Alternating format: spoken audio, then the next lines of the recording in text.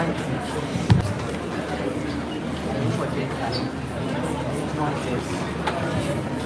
don't get it. It's me, last time.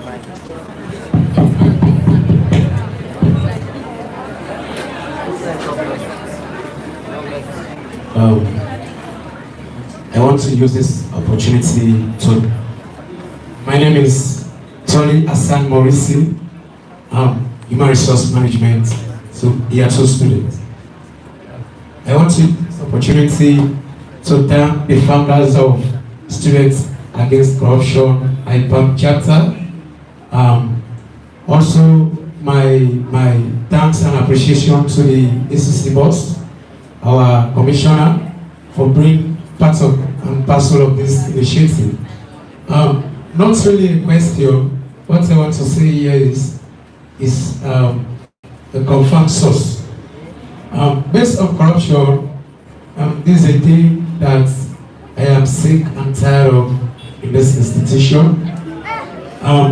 Because students like us, we have good students, serious students that are dedicated in their studies, wherein when we took exams, when we are expecting to have our A's or B's at least, then we see people who are not capable of having A's, then they have A's at the same time. So it's very bad. It's very bad. I standing here is a brighter example from year 1 to year 2. So it's bad. So I'm well appreciated.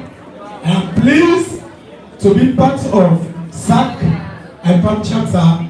Then I'll try to do my best so we can mitigate from or stop or eradicate this corruption act in our institution. Thank you.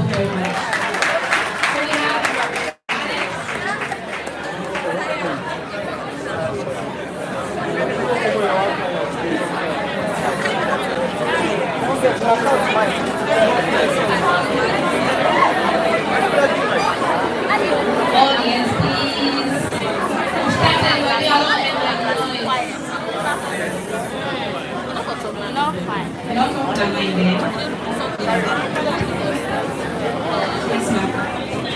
Okay,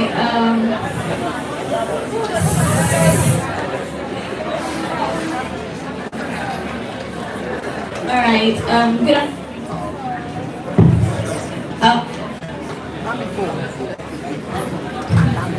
good afternoon all. First of all, I want to express my ultimate appreciation. My name is Jessica Monde, Procurement, Logistics and Supply Chain Management. I firstly express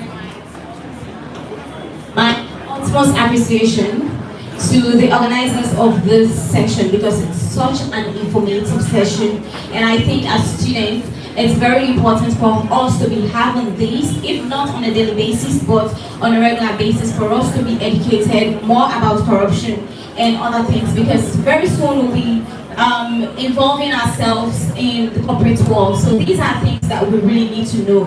And I was so pleased and also privileged to have the commissioner in our midst and also make mention of so many things that were really impactful to me, because these are some of the things that we've been seeing from our leaders. Like, for example, leaders that do not have integrity. These are things that we really need to, leaders need to know, because the society we find ourselves in, whether we realize it or not, as leaders, you need to lead by example, because whether you realize it or not, be it positive or negative, you get to influence the people that you serve. And hence our leadership roles and responsibilities are indeed very crucial. But my question is, now, so you are allowed to just make a comment if you want to. Okay, so my question is, my question is, in a situation, in a society that we find ourselves in, like we already know we are living in a low-value society. As a student, how can you go about harmonizing or probably compacting the corruptive acts in the society you find yourself in or in the university as a whole. Thank you so much.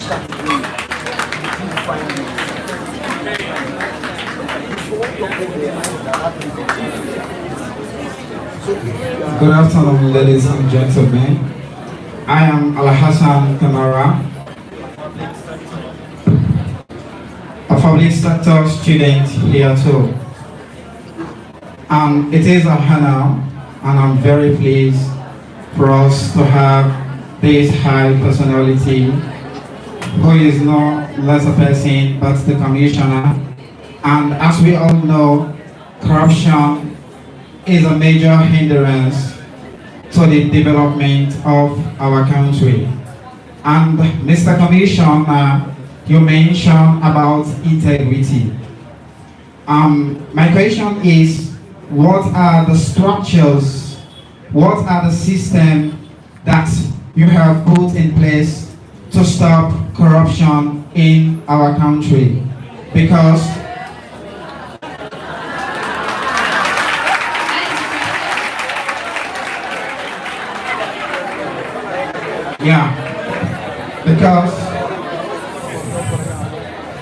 we are seeing so many things happening in our nation, and which is a very, very or a great thing, which is a grave thing that is disturbing our country. And I think as a leader, you need to lead by example. And we are seeing a lot of these key figures, they are involving in corruption, but we don't see no discipline or no strategies that as a constitution or as a commissioner that you put in place for you to stop this hindrance. Because as I can quote, Thank you so much. Please, we would have loved to give you more time, but thank you. Please. So we've had 5 questions already. Let the commissioner respond to them. They will go back for the remaining 5 years.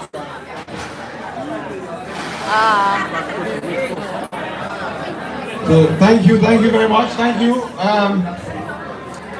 To move quickly, we have 2 questions and 3 comments. So thank you very much for the interest in the conversation on corruption. And the first question is, how will the Commission aid the function of the ACC IFAM? Of course, what we do is we enter into an MOU with them, a memorandum of understanding, where they understand what we expect of them and what is expected of us. But what we do when we have these kinds of partnership with institutions is to support them to realize, for example, this program that is organized here now today, we sponsored it. We provided resources for it to happen. And we do that across the board for all our partners. So that is one way we can support them. We also conduct trainings for them. And we also advise and provide encouragement, mentorship to them so that they know what to do and they can be of value to the institution that they have established themselves. So there's a lot of collaboration. There's a lot of collaboration and support that will be coming from us to the SAC as IPAM, and it's on an ongoing basis. And we assess what they are doing, and then we take part. The other question came, because the rest were comments, but the other question, he said, what are we doing to minimize corruption in Sierra Leone? Now, a lot of systems are in place to minimize corruption. We have built the fight against corruption on 4 pillars: prevention, public education, investigation, and prosecution. And all of them are happening at the same time. So, like today, what we are having here is a public education session where we educate you en masse on the issues of corruption to have you change. Because it's not every day you are going to arrest everybody and put them in prison. Most of the corruption that happens, nobody even sees it. So public education is very significant, and we do a lot of it. We also do a lot of prevention work. We do what we call systems and processes reviews in institutions like IPAM. We come, we check their system to make sure that there is what we call corruption risk assessment to minimize corruption, so that most of that we would have investigated should corruption happen do not happen in the first place. So it's like an abortion. Okay? We also do investigation. We investigate the corrupt, and my brother said that he's not seeing anything. And the question I'm asking, where are you looking? Because if you are looking and following, even for the young people who follow my page, we are always putting indictments up. Not so. Even yesterday I put up an indictment. Okay? We are always putting convictions to say this person has been convicted.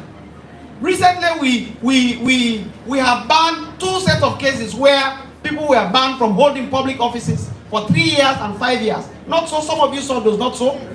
And even today, before I came here, we just completed one of the investigations. So we can't. The problem is because the society has grown into so much cynicism that sometimes they don't believe that something is happening. But trust me, a lot is happening. All you need to do as young people is to be glued to the anti-corruption page, to check our website, to follow what we are doing, and even the media. This morning, Mr. Blake, where is he? Was it SFBC?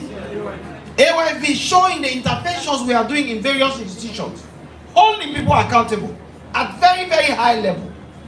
And that is why in those days, our ranking in the world was very poor. We are performing very badly in every ranking in the world. For example, when I was appointed commissioner, the anti-corruption, the fight against corruption, Sierra Leone was ranked 131 in the index on the fight against corruption.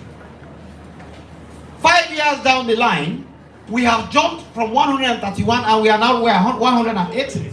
108. We have jumped over 21 spaces in 5 years. So we are not yet out of the woods, but we are on our way to respectability.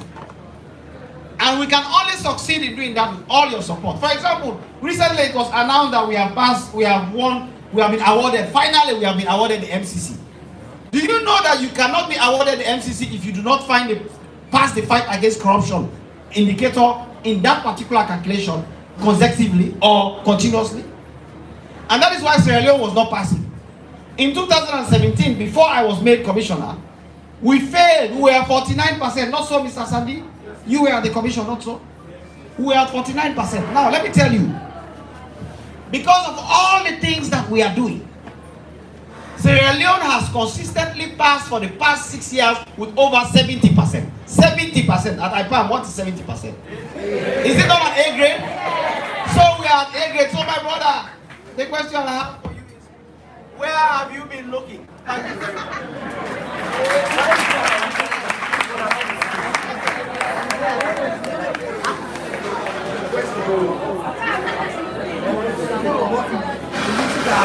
So we have a question. We have a question. Somebody did ask a question in relation to IBAM, so Dr. Lako is going to respond to that. Okay, thank you very much, Mr. Commissioner. Now, I'm particularly very happy, especially when you are able to challenge and ask questions. And then that is how you interact. You don't go out and gossip, you have an opportunity to be part of the conversation. Hello? And now, on the issue of IBAM, lecturers, and then somebody was supposed to have a higher grade and then you're not having the grades that you're supposed to have. Of course, we are happy you said it and always continue to say. In fact, that is one thing that we spoke about. You cannot fight corruption if you're quiet. An interesting thing is, if I was a victim, there was a time when I was in college, Albert Bayo will tell you, Mr. Albert Bayo, the deputy registrar, he was secretary general to the student union. And I was president for IPAM Student Union. He has been the most active secretary general in the history of IPAM. So you, Mr. Chief Minister and former president, with all due respect to your presence, I wish you were here when we were here. Now, so what happens? There was a time when I contested for the presidency and then I had a grade in one module. I had 18. And then I wrote and called for more than 5 supplementaries because I knew I was contesting for student senior. I need to be in the honors class. I need to have A grades. And then I was not black and I was not white. Then I was not Jew. I was from Slefis and Muslim Jama. Now, I came in and then immediately that happened. Mr. Albert Bayo will tell you. When my grades were out, we wrote a letter to the then DVC, to the director, Dr. Bat Williams, and he immediately instituted an investigation. Do you know that anybody that writes a letter to the Deputy Vice Chancellor or to the disciplinary committee will investigate? Anybody, at IPAM, at every point in time, we're having investigations. Some of you guys have gone into our investigation. In fact, what we'll even do, we can even ask for a representative from students, both with all due respect, and a deputy registrar from students against corruption. Somebody should represent in the IPAM disciplinary committee. And then they will not clap. Amazed at the distinct spell of your confidence and your appetite to disseminate sensitive information. Professor Conte Morgan asks, oh my God, I wish he can just name the lecturer. This is what we don't do. There are lots of cacophonous jabbers. It is so easy to say this has not been done, but we too don't want to help to the extent. Because if you can tell us who was the lecturer, then trust me, we'll go after that lecturer. And also, I have a form here. This I did when I became Dean of Faculty of Management Sciences. And as I speak, all the other faculties have it. It's called Student Complaints Form. Every day, more than 200 of these are filled in my faculty alone. So if you have a complaint about missing grade, remarking of script, harassment, deferment, disciplinary issues, recommendation letter, reference, continuous assessment, publication, resumption of course, absence from exam, academic probation, all what you need to do, because we know people are not just friendly to write in too much direct letters. Just pick the form and fill it. As I speak, students are in their faculty rooms filling this form. Now, most of these forms, they fill for missing grades. Most of these forms, they fill for remarking of script. And I've hardly seen harassment. Seriously, I have not seen, except for one student who complained about harassment, and that was not even from a lecturer. Immediately, the deputy registrar, remember you called me and said we need to immediately investigate. As I speak today, the disciplinary committee of IPAM met on that issue. We did not only meet, we also met on issues where we are also looking at issues about staff conduct and examination. So in conclusion, I want you to be bolder than this, sir. And then, because if you genuinely work for a grade, you have to deserve and get that grade. And then if that grade is not given to you, you have to get up and fight for it. And the best way you can fight for it is to go and name the person that stopped you from getting it. And if you allow somebody to stop your future at this point in time, that person can destroy your grade, it can destroy your examination mark, and can destroy your scholarship in the future. So therefore you have to go. And if you go and name a lecturer, say A, B, and C did this to me, whether it is remarking of script, whether it is false grade or sexual harassment, if you fail and allow somebody to destroy your future today, that future will be destroyed forever. Because if you can't say it today, then keep quiet forever. Please get up and say the name and let us take action.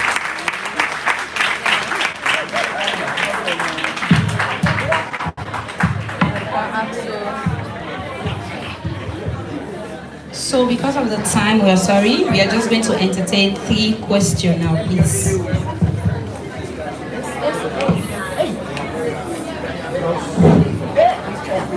Good afternoon, members of the fellow IPAMers. My name is Idris Asila, ER3 student studying public sector management. This question is going to the commissioner. In your presentation, your word needs to be aligned with actions. In terms of prosecuting the, what is the protective measures that you have in place for individuals that complain, individuals that have been involved in corrupt practices? I want to know what you have put in place for those individuals, because you stated that people come to your offices, complain people, at the end of the day, when you call them to give reports on that, they flew that way. And to my own understanding, I do believe it's maybe they are afraid of the person the person's personality or influence. So that's what I think.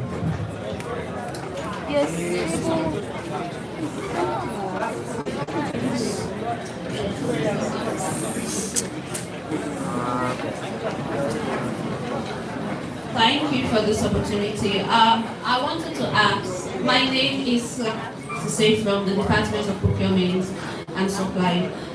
In the aspect of people not coming out to speak up in terms of corrupt practices, what is the strategies or structures that are in place to ensure that people can come out boldly to speak up in terms of corrupt practices?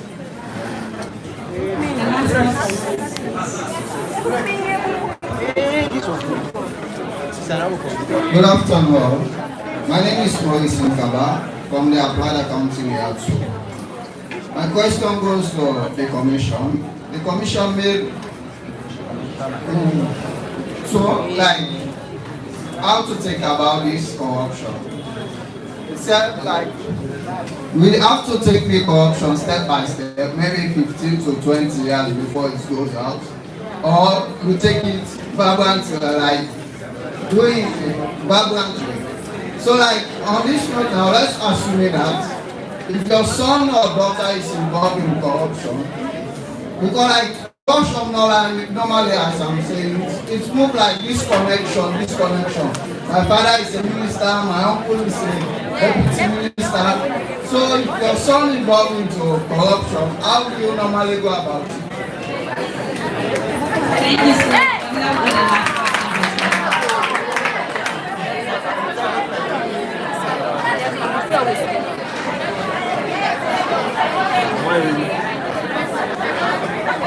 Very.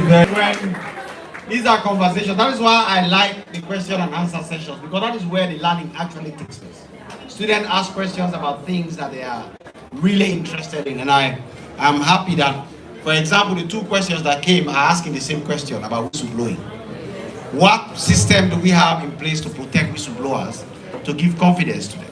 So, for example, we have a whistleblowing policy. In fact, it's in the Corruption Act. If, for example, you report corruption at IPAM, and somebody at IPAM retaliates against you, does something against you, we can prosecute that person summarily. We don't have to go through the normal process of investigation. We take the person, we charge the person the next day, and the court can find them guilty. Or like an expedited process. Okay? But we also have a whistleblowing policy where we can give you protection. If the situation is so dangerous that we even have to change your identity, we have to take you out of the country, we take you out of the country.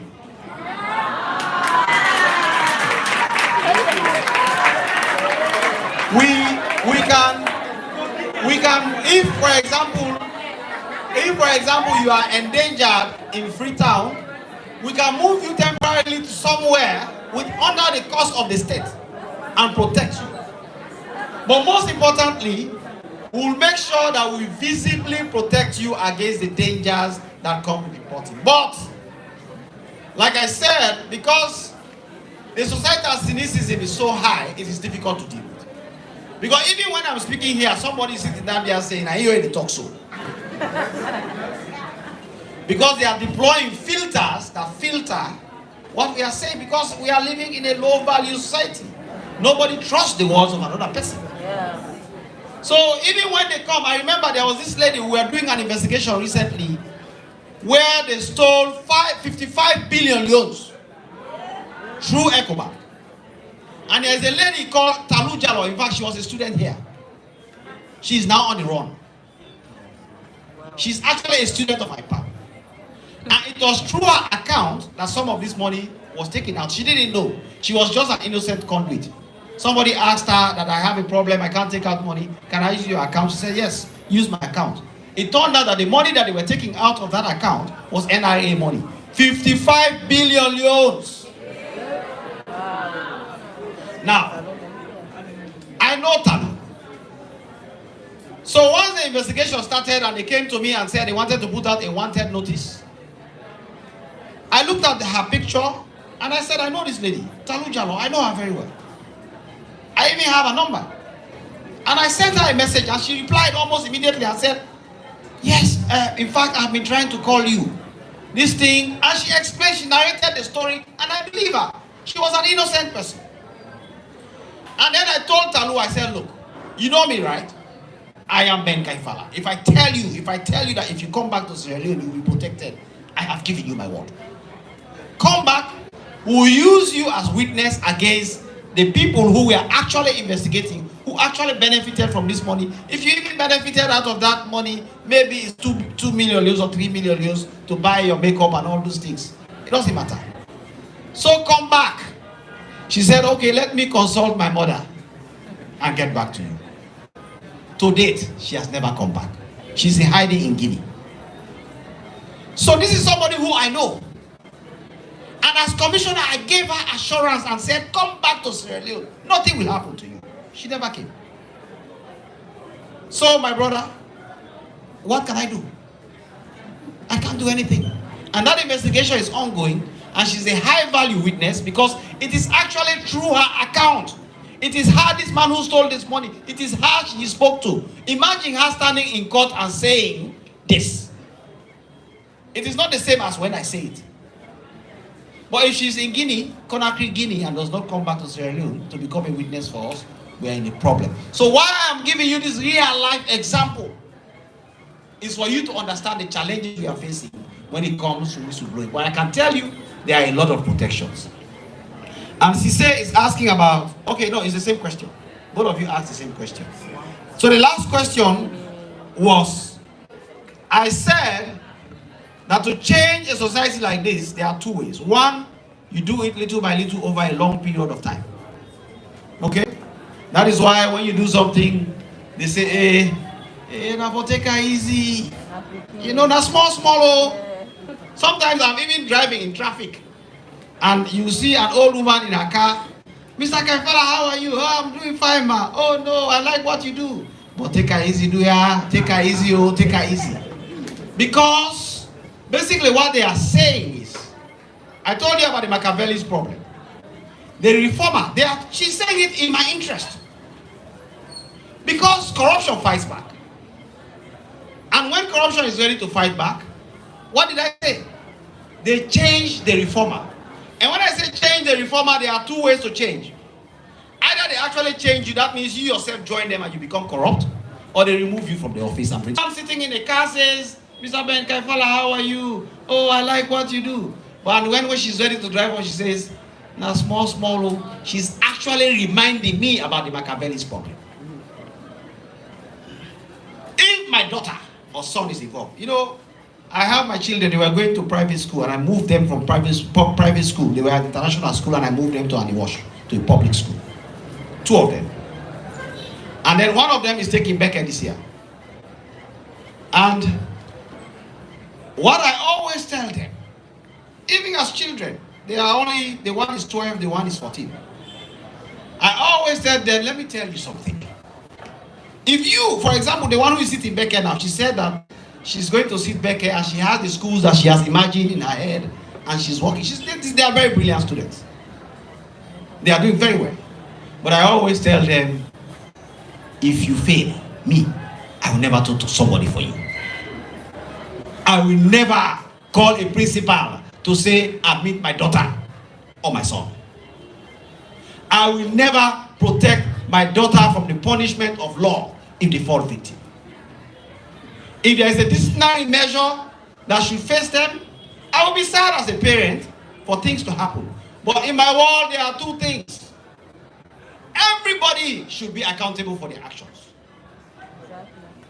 Everybody should take responsibility for their actions. And that is why I am not a perfect man. And perfection is actually the enemy of good. But you do everything you can to do things right. So, you ask if my son is involved. I have son, but they are young. They are not yet at that age where you can determine this.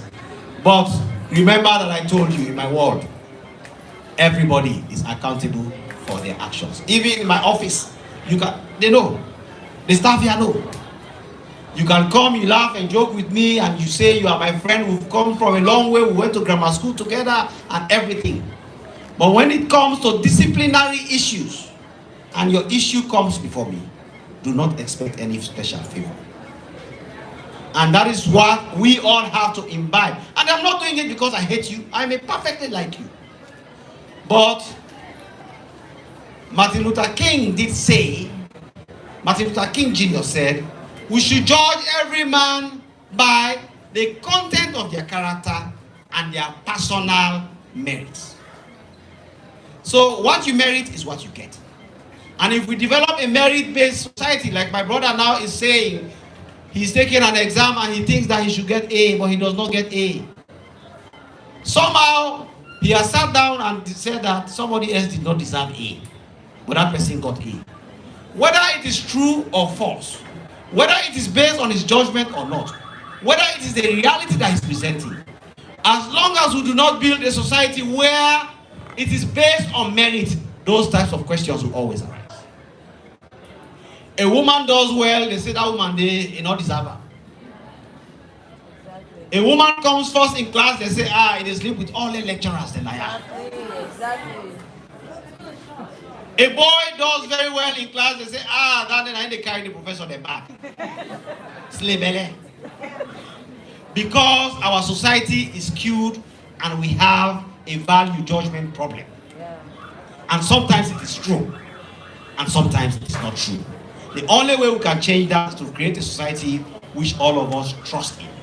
Trust deficit is actually the problem we have, and we have to build it. And I'm very thankful that Professor is working very hard along with these very hardworking gentlemen and ladies of IPAM. And you students are also showing commitment and dedication for this. If not, you wouldn't have invited me and my team to come and speak to you today. So we are very grateful. We are very thankful, Madam Chairman. Distinguished ladies and gentlemen of this SSC, the ACC is with you. Let us go. Let us continue doing good for this country. I will stand with you, and I want you all to be examples at IPAM. Thank you very much for this amazing lecture. Thank you. So finally, we are going to get the National President for the Students Against Corruption to give a vote of thanks and introduce. The best way to champion corruption is when you are transparent and you are accountable. It is with these words I want to say a big thank you to you all and acknowledge the presence of SAC Sierra Leone. I want to present the team of IPAM that will be doing the day-to-day activities on behalf of SAC Salon, because we have been operating in various campuses and we don't want IPAM to be left. And your cooperation is highly needed. Thank you very much. Thank you very much, Madam Ameda.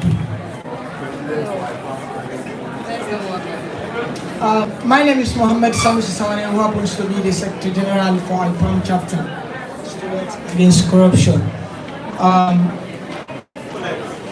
Greetings, everyone. I would like to